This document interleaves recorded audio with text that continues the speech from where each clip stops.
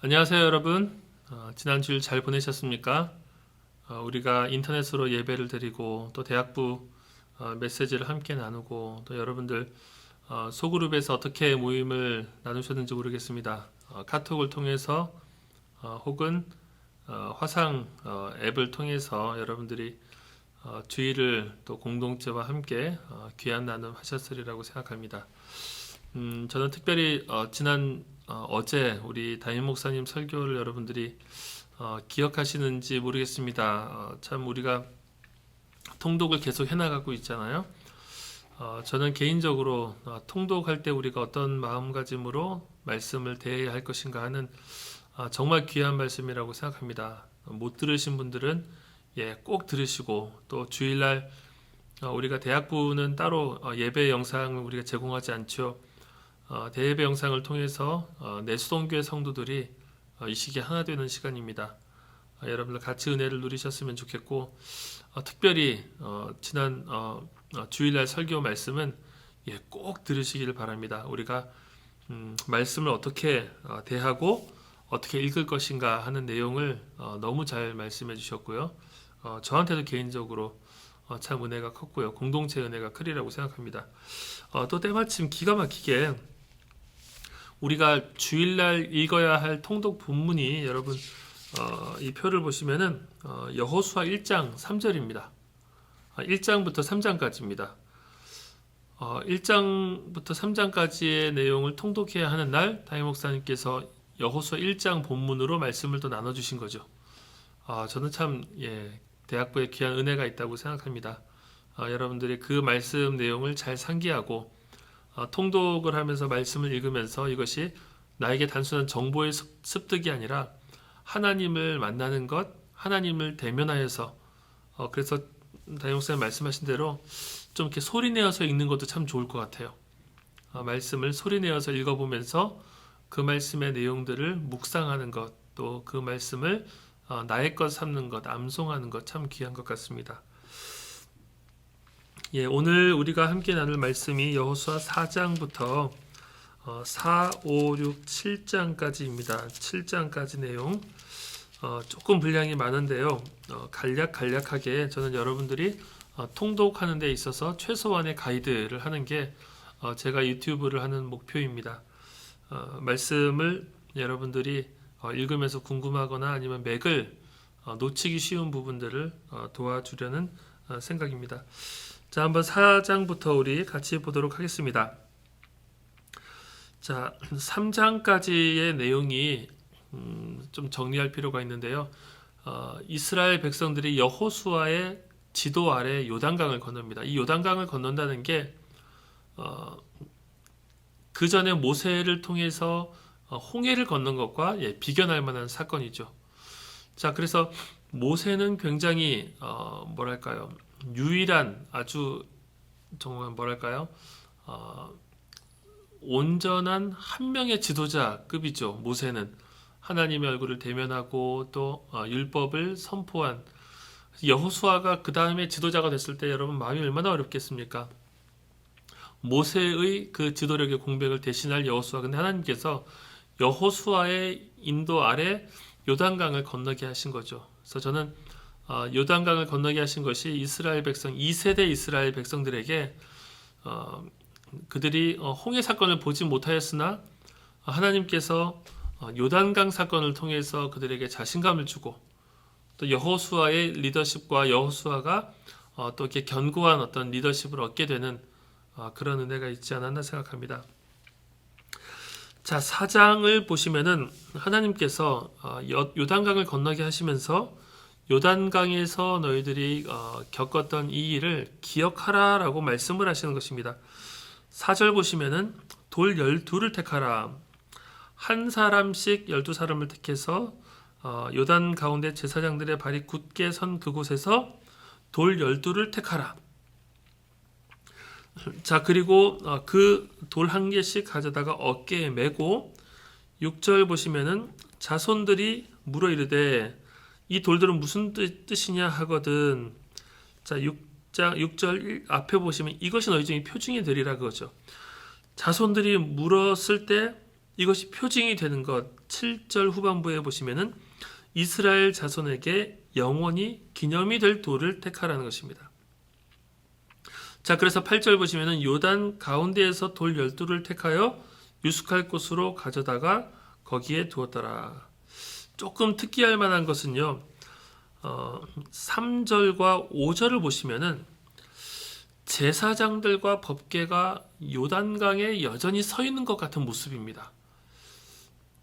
정확하게 어떤 정확을 파악할 수는 없는데 여전히 요단강 안에 그 요단강 가운데 제사장들과 법궤가 서 있는 것처럼 기록이 되어 있다. 좀 독특한 부분이죠.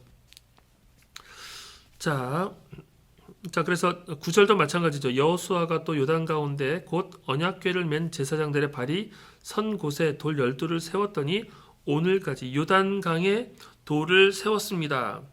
요단강에 돌을 세우고 또 돌 12은 그들이 유숙할 곳에다 또 두고 다른 곳에서 이 돌을 세우는 것이죠.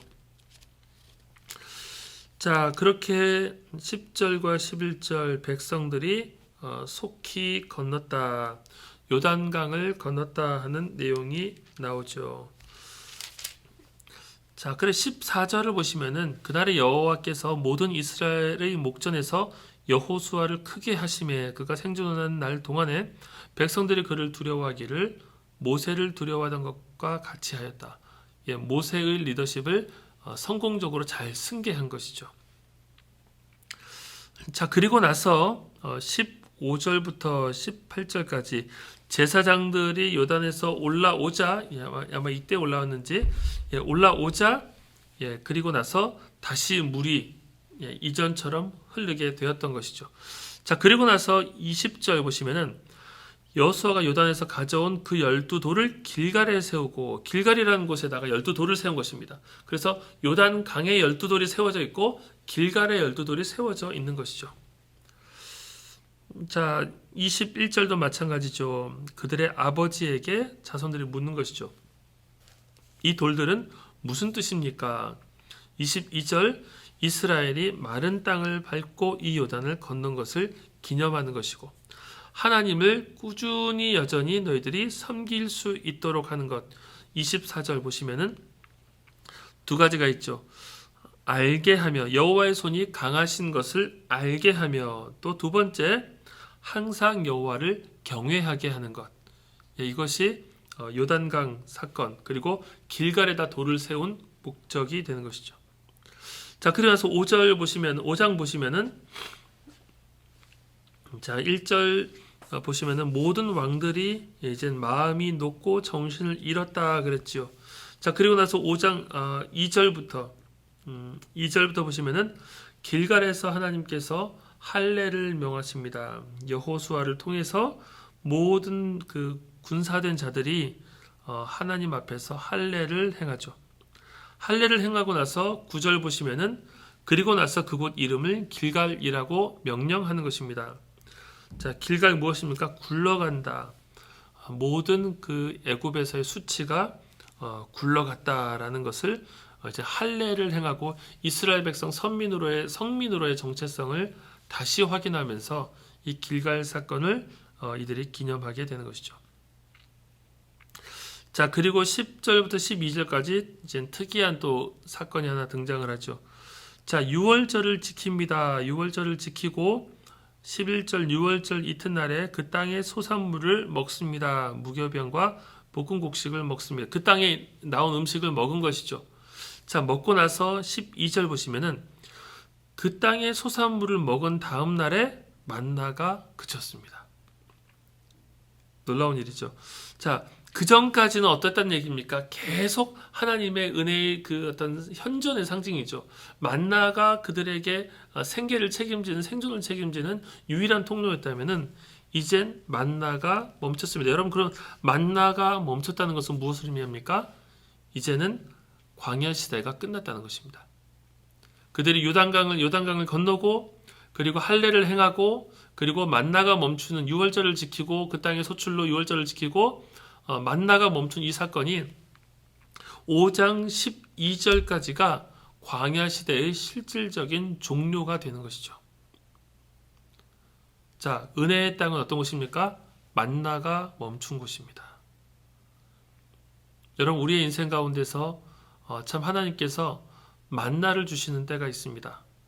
특별한 생존을 위해서 하나님의 은혜가 임하는, 관계를 통해서 임하기도 하고요. 묵상을 통해서도 임하기도 하고요. 다양한 방식으로 은혜가 임하다가 어느 시기가 되면 내가 늘 누렸던 그 은혜가 멈춘 것 같은 때가 느껴질 때가 있습니다. 만나가 멈춘 것. 만나가 멈춘 것을 늘 부정적으로 볼 필요는 없습니다. 이제는 내 힘으로 설 수 있기 때문에 내 힘으로 걸어가라라고 하나님께서 말씀하시는 때입니다. 전쟁을 하라고 말씀하시는 그런 때이기도 하죠. 자, 그래서 13절 보시면은 여리고에 가까이 이르렀을 때 눈을 들어본즉 한 사람이 칼을 빼어 손에 들고 마주 서 있는지라. 누구냐 여호수아가 묻자 나는 여호와의 군대 대장으로 지금 왔다.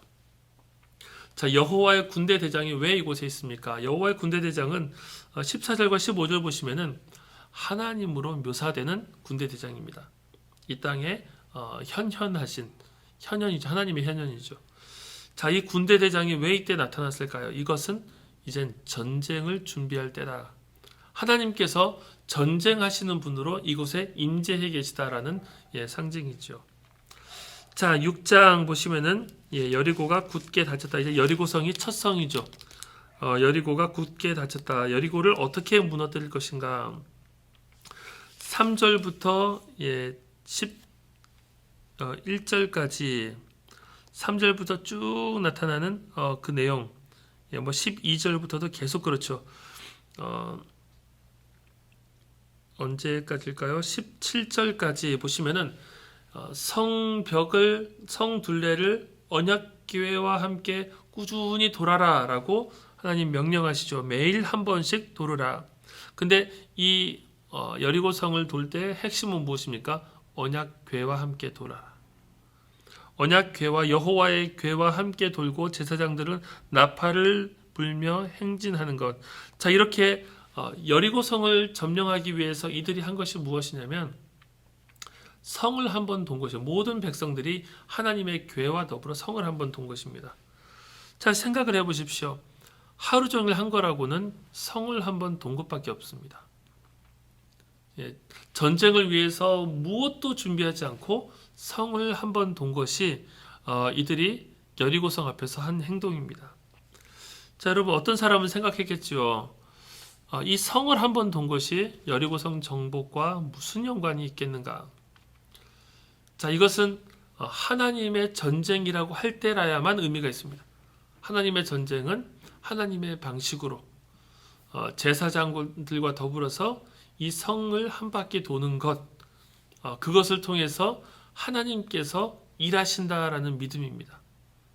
때로는 우리가 참 내가 이렇게 살아가고 있는 것이 목자로 섬기는 것이 내가 수련회를 이 시기에 가는 것이 내가 이 시기에 주일날 이렇게 예배를 드리고 시간을 많이 쓰는 것이 무슨 의미가 있을까?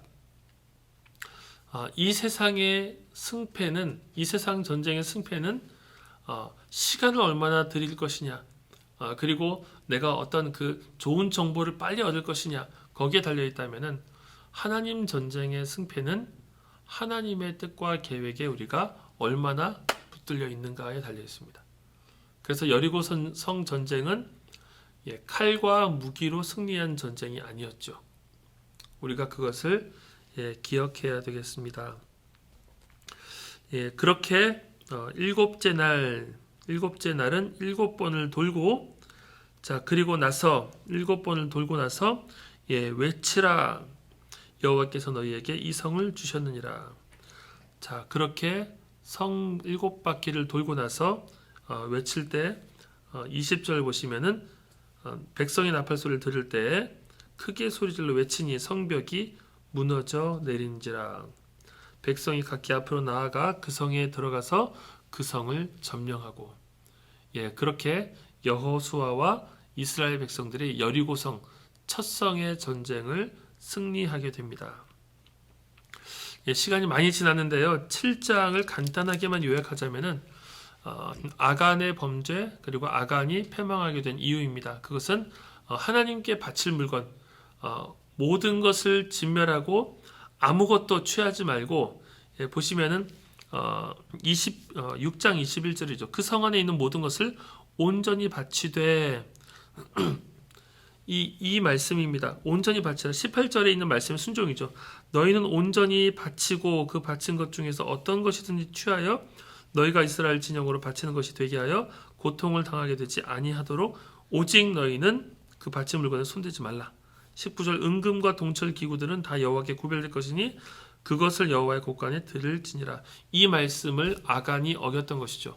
그리고 그 아간이 온전히 바쳐야 할 물건을 하나님께 바치지 못했을 때, 그것이 이스라엘 진영에 있을 때 이스라엘도 하나님께 바쳐진다는 것은 이제 죽음을 통해서 바쳐진다, 그 의미가 있어요.